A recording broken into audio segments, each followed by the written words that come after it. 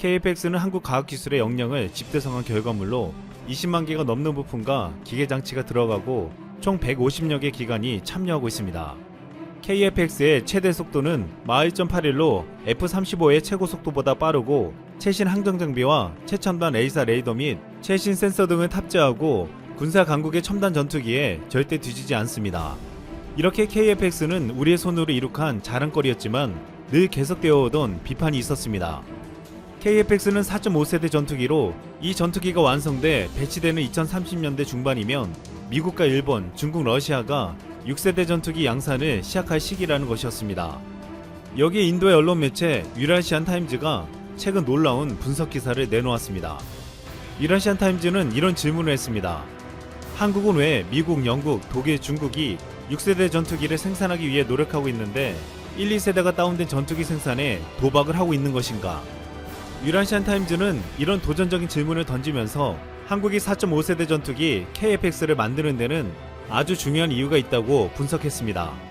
그것은 바로 시기와 수출 전략이라고 말했습니다.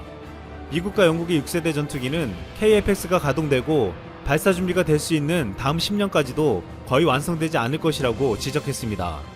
또한 F-35에 대한 접근이 소수의 국가로 제한되고 중국의 제-20에 대한 정보가 없는 상황에서 KFX는 한국의 중요한 카드가 될 수 있다는 것입니다. KFX는 비록 5세대 전투기는 아니지만 미국 F-35 스텔스 전투기와 마찬가지로 레이더 단면을 줄여 스텔스를 향상시킬 것이라고 했습니다. KFX는 적의 레이더에 탐지되지 않은 상태로 이동할 수 있는 몇 안되는 전투기 중 하나로 마 1.8의 최대 속도로 1800마일 범위로 비행할 수 있다고 했습니다. KFX 양산이 계획대로라면 대당 가격은 7천만 달러, 하나로 약 800여억 원으로 추정되고 있는데 이는 같은 4.5세대 전투기인 라팔과 유로파이터 타이프는 대당 가격이 9천억에서 1억 4천만 달러, 하나로 약 1000억에서 1500억 원에 비해 저렴했습니다. 이 때문에 언제 완성될지 모르는 6세대 전투기보다 놀라운 가성비를 지닌 KFX가 현실적이며 앞으로 다른 나라에 수출할 때 유리할 수 있다는 것입니다. 이 같은 분석 기사가 나오는 가운데 독일 타우러스사가 놀라운 제안을 해왔습니다. 동아시아에서 우리 공군만 보유하고 있는 장거리 공대지 미사일 독일 타우러스를 공동으로 개발하자는 것입니다. 타우러스는 사거리가 500km 이상으로 강한 콘크리트를 6m나 관통하는 미사일입니다. 북한의 주요 지역에 도달할 수 있어 극도로 경계하는 무기인데 무엇보다 북한의 핵미사일 시설을 원거리에서 정밀 타격할 수 있고 김정은의 벙커를 뚫는다고 해서 무서운 무기로 여겨지고 있습니다. 그런데 독일 타우러스사는 이 괴력의 무기를 사거리를 600km 이상으로 늘리면서도 무게는 오히려 줄인 타우러스 350K2 개발에 착수했는데 한국과 공동 개발을 추진하자는 것이었습니다. 이미 현무미사일에서 놀라운 기술력을 보여준 한국과 손을 잡자는 것입니다. 현재 만약에 이것이 공동 개발에 성공한다면 KFX 사업에 시너지 효과를 낼 수 있다고 보고 있습니다.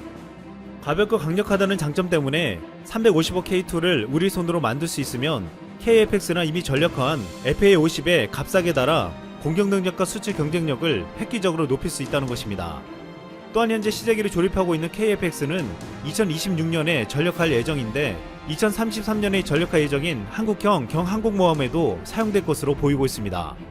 우리 군은 경항공모함에 F-35B 선정이 유력한 가운데 KFX 네이비 개발을 검토하고 있는 것으로 알려졌습니다. 지난 10월 업계와 군사 전문가들에 따르면 현재 KFX 개발과 동시에 KFX의 파생 버전인 KFX 네이비의 개발이 검토되고 있는데 예산이나 기술적 측면에서 승산이 있다는 전망이 나오고 있습니다.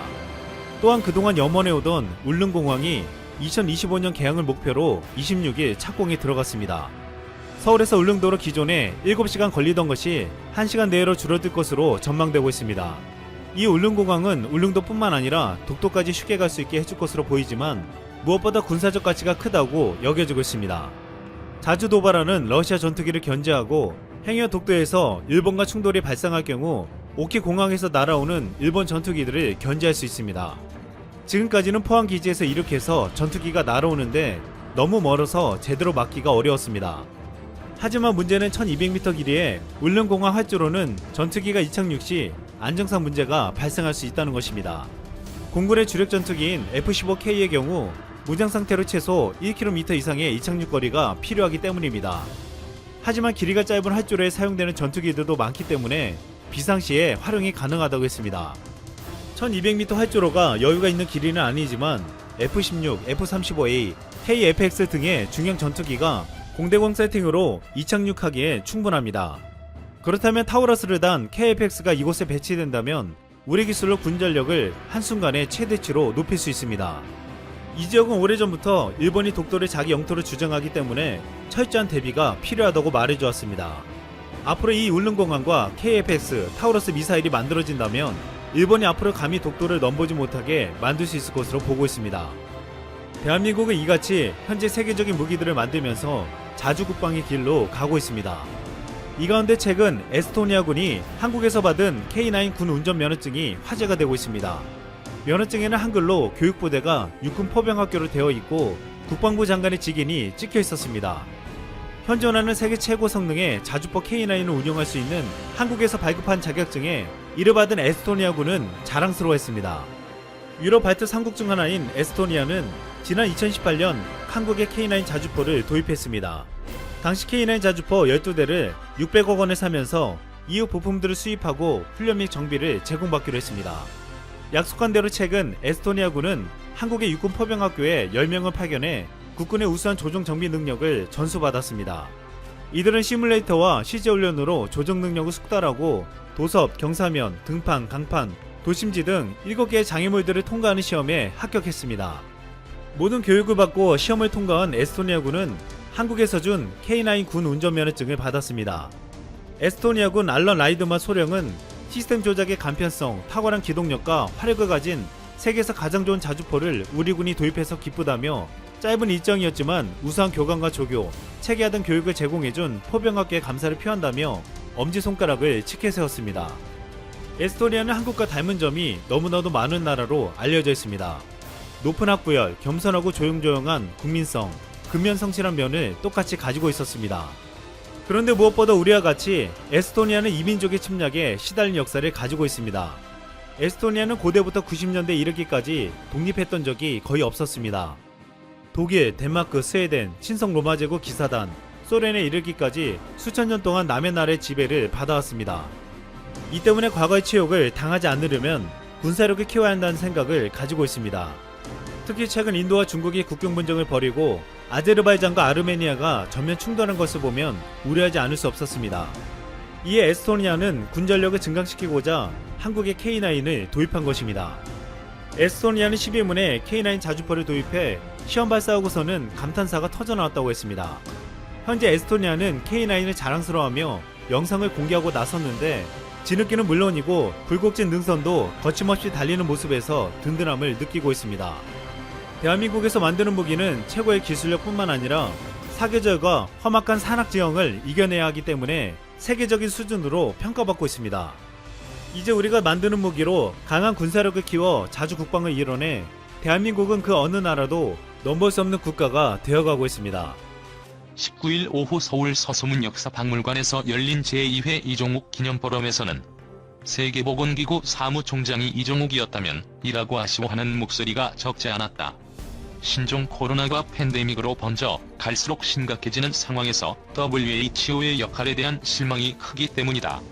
이날 발제자 중 한 명인 권준욱 중앙방역대책본부 부본부장은 브리핑하면서도 몇 번을 참았지만 만약 WHO 사무총장이 이종욱이었더라면 아주 많이 달랐을 것이라며 이종욱의 신속성, 전문성, 조정 능력, 지도력이 너무 아쉬운 상황이라고 말했다. 이종욱 사무총장은 1983년 기구에 들어가 2006년 사무총장으로 갑작스럽게 타계하기까지 23년간 WHO에서 일하면서 한센병, 소아마비, 결핵, 에이즈 퇴치에 기여해 백신의 황제라는 별칭을 갖고 있다. 특히 세계 각국에 백신을 공급해 소아마비가 발생하는 비율을 인구 1만 명당 1명 이하로 떨어뜨리는 놀라운 성과를 냈다. 권준욱 원장은 이 총장은 신종 감염병이 발생하면 24시간 내에 WHO에 알리게 국제보건 규칙을 정비했고 신종 감염병이 발생하면 각국의 우수한 인력으로 드림팀을 꾸며 현장에 보내 대응하는 체제를 만들었다고 말했다. 신종 감염병이 발생하면 WHO 관련 팀들이 모두 한자리에 모여 대응하는 상황실도 만들었다. 최근 WHO를 다녀온 이종구 글로벌 보건안보대사은 WHO가 상황실 이름을 아예 JW 센터로 바꾸었다고 소개했다. 권 원장은 이 총장은 지구상 어느 곳이든 문제가 생기면 드림팀을 파견해 현장 상황을 파악하고 환자가 100에서 300명 이내일 때 역학 자료를 수집해 각국에 전파하고 입국을 막을지 여부를 판단하게 했는데 이번에 WHO는 그렇게 대응하지 않았다고 말했다. WHO가 코로나 원인과 확산 경로를 파악하기 위해 조사팀을 파견한 것은 첫 발병에서 한 달 반 이상이 지난 2월 16일이었다. 늑장 대응이라는 지적이 나오지 않을 수 없었다. 더구나 정작 바이러스 진앙인 후베이 성과 우한시를 방문하지 않아 중국에 면죄부를 주기 위한 조사 아니냐는 비판을 받았다. 허브러여우스 현 WHO 사무총장은 오히려 코로나 발병 초기에 세계가 중국에 빚을 졌다. 시진핑의 리더십과 지도자적 역량이 감탄스럽다는 등 편향 발언으로 국제기구 수장이 아니라 마치 중국 정부 대변인 같다는 지적을 받았다. 이 같은 WHO의 태도는 미국의 WHO 탈퇴로 이어졌다. 권 원장은 각국이 각자 도생이 벌어지도록 놔두는 것은 국제기구 역할이 아니다며 이종욱이 WHO 사무총장이었다면 평소 유엔 상임이사국 5개국을 잘 관리하고 지도력으로 끌고 왔을 거라고 확신한다고 말했다. 권 원장은 특정 국가가 탈퇴하도록 놔두는 것도 말이 안 되는 것이라며 이 총장은 모든 나라와 끊임없이 대화하고 소통했는데 WHO가 특정 국가와 소통했으면 이런 일이 벌어졌을까 싶다고 말했다. 코로나 백신 공급에서도 WHO는 지도력을 발휘하지 못하고 있다. 국제 백신 공동구매 프로젝트인 코백스 퍼실러티에 미국이 참여하지 않는 등 겨우 87개국만 참여를 확약했고 중국은 1%만 가져가겠다고 생색만 내고 있다. 대신 선진국을 중심으로 백신 물량을 입도선미하는 선구매 경쟁이 치열하다. 이종욱 총장은 3바이오 캠페인으로 에이즈 퇴치 사업을 벌였다. 2005년 말까지 300만 명의 에이즈 환자에게 바이러스 치료제를 제공하는 것이 목표였다. 선진국에 집중 공급한 에이즈 치료제를 아프리카 등 저개발국으로까지 확대 공급하기 위한 것이었고 국제기구, 국가만 아니라 글로벌 제약사들도 이 캠페인에 참여하고 있다. 정부가 해외 제약사를 통해 코로나19 백신 2천만 명분 이상을 조달할 수 있을 것이라고 밝혔지만 이를 위해 확보한 내년 예산으로는 백신 개발 후보 업체에 오른 주요 해외 제약사들이 제시 중인 백신 가격을 단 한 군데도 맞출 수 없는 것으로 파악됐다. 1도주당 가격이 4달러로 가장 저렴한 영국 아스트라제네카의 코로나19 백신을 구매하더라도 40억 원 이상이 부족하다. 임상 3상 중간 결과 90% 이상의 효과를 보였다는 미국 모더나 백신 확보를 위해서는 1조 6천억 원 이상이 들 것으로 추산됐다. 당국은 필요한 예산 확보를 위해 관련 부처와 협의 중이라고 했다. 22일 질병관리청에 따르면 해외에서 백신 구매를 추진하기 위해 마련한 내년 선급금 예산은 1,700억 원으로 이 중 절반인 850억 원은 코백스 퍼실리티에 납부해 850억 원만 남은 것으로 파악됐다. 정부가 계획 중인 국내 코로나19 백신 확보 물량은 총 3천만 명분이다. 코백스 퍼실리티를 통해 1,000만 명, 나머지 2천만 명분은 글로벌 제약사와 협상을 통해 조달한다는 계획이다. 코백스 퍼실리티는 코로나19 백신을 세계 모든 국가에 충분하고 공정하게 배분하기 위해 세계 백신 면역연합과 세계보건기구, 감염병혁신연합이 운영하는 백신 공급 기구다. 참여국들이 내는 돈으로 제약회사와 백신 선구매 계약을 체결하고 이후 개발이 완료되면 백신 공급을 보장받는 일종의 글로벌 백신 공동구매다. 코백스는 공정 배분을 위해 우선 참여한 모든 국가에 자국 인구의 20%를 접종하는 데 필요한 분량을 나눠준 뒤 초과분을 공급할 방침이다. 협상 중인 글로벌 제약사에 대해 정부는 임상 3상에 들어간 10개 중 임상시험 자료나 정보가 부족한 경우를 제외한 5개사라고만 밝히며 구체적 기업명은 언급하지 않은 상태다. 제약? 바이오 업계에선 유력한 5개사를 미국 화이자와 독일 바이오엔텍, 미국 모더나, 존슨 앤드 존슨, 노바백스, 영국 아스트라제네카 등으로 압축한다. 임상 3상 중인 러시아의 코로나19 백신 스푸트니크 V와 중국 시노팜 등이 개발한 백신은 제외됐을 것으로 업계는 보고 있다. 스푸트니크 V는 임상 3상이 끝나지 않은 가운데 세계 최초로 사용 승인을 받아 논란이 됐고 중국 백신의 경우 배양 자체가 어려운 데다 대량 생산이 어려워 상용화 여부가 미지수다. 서정진 셀트리온 회장도 지난 12일 조선비주 주최로 열린 2020 헬스케어 이노베이션 포럼에서 가장 좋은 백신은 코로나19 바이러스를 배양해서 어느 정도 양이 되면 살균해 몸에 넣는 홀바이러스 백신인데 이걸 중국이 하고 있다면서도 백신 생산 과정에서 감염되고 양이 많지 않다. 그런데 그걸 중국이 어떻게 할 수 있는지 저도 궁금하다고 했다. 하지만 현재 우리 정부가 확보한 예산으로는 유력 후보군 5개사가 제시한 백신 가격을 단 한 곳도 맞출 수 없다. 이들이 공개한 가격을 보면 최소 4달러에서 최대 37달러로 가격이 형성됐다. 우리 돈 약 4,400원에서 41,000원대로 가격이 천차만별이다. 그나마 선구매 가격 경쟁력이 있는 곳은 아스트라제네카다. 1도주당 4달러를 기준으로 2천만 명분을 구매하면 약 891억 원이 드는 것으로 추산되지만 현재 확보한 예산에서 40억 원이 모자라다. 최근 임상 3상에서 90% 이상의 코로나19 예방 효과를 나타냈다고 밝힌 화이자와 바이오엔테크, 모더나 백신의 경우 고가에 속해 현실적으로 확보가 힘들 것으로 관측된다. 화이자와 바이오엔텍은 코로나19 백신 가격을 19.5달러, 모더나는 32에서 37달러로 책정했다. 모더나 백신 최대 가격으로 계산하면 2천만 명분을 구매하기 위해서는 7억 4천만 달러, 약 8,241억 원이 드는데 이 백신의 경우 2회 접종을 해야 하는 만큼 1조 6천억 원 이상이 필요하다는 계산이 나온다.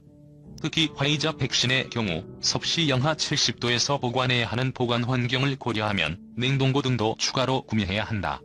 식품의약품안전처 관계자는 화이자와 바이오엔텍의 코로나19 백신을 구매하려면 일반 병원 등에서는 이를 보관할 수 없기 때문에 보관할 수 있는 냉동고를 갖춰야 하는데 일대당 수백만 원가량으로 추산하고 있다고 말했다. 실제 미국 정부는 지난 8월 화이자와 1억 회분의 코로나19 백신을 구매한다는 내용의 20억 달러치 계약을 체결했다. 1회분당 가격은 20달러 수준이다. 아스트라제네카 다음으로 저렴한 축에 속하는 존슨앤드존슨도 10달러로 코로나19 백신 가격을 책정한 만큼 2천억 원이 필요하다. 노바백스는 16달러로 3,600억 원 이상이다. 화이자와 모더나의 코로나19 백신 구매를 위해서는 조 단위 예산 확보가 뒷받침되어야 하는 만큼 현실적으로 어려울 것이라는 관측에 무게가 실린다. 이에 대해 질병관리청 관계자는 예산 확보를 위해 기재부와 협의 중이라는 답변 외에는 할 수 있는 말이 없다고 했다.